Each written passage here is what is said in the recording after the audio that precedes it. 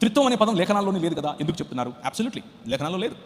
మీరు త్రిత్వం అన్న పదం మీకు ఇష్టం లేకపోతే పక్కన పెట్టండి, నో ప్రాబ్లం. కానీ కాన్సెప్ట్ ఉంది. థియాలజీ అన్న పదం కూడా బైబిల్లో లేదు. అంత మాత్రం థియాలజీ చదువుతాం. ఇది దేవుని యొక్క ఉనికిని గురించి మనుషులం ఆయన అర్థం చేసుకోవటం కోసం ఇచ్చుకున్నటువంటి ఒక పదం. ఆ పదం మీకు నచ్చకపోతే, బహుళత్వం నచ్చిందా పెట్టుకోండి, ఏ పదమైనా సరే, కాన్సెప్ట్ మాత్రం ఇదే.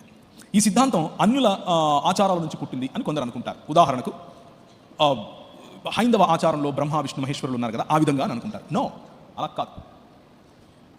అందులో సమానత లేదు. అందులో సృష్టికర్త నేనంటే నేను అన్న పోటీ ఉంది.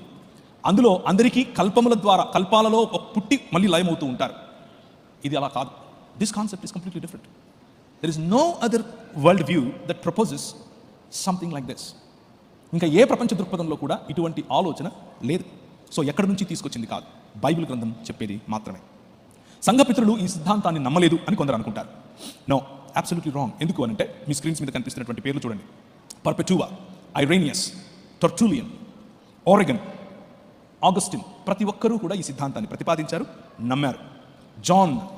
యోహాను యొక్క సహచరుడు, శిష్యుడు పాలికార్ప్ అనే ఆయన ఈ సిద్ధాంతాన్ని నమ్మాడు, ప్రకటించాడు. సో సంఘపితరులు మొదటి శతాబ్దపు సంఘపితరులు, Justin the martyr, he believed in the plurality of God.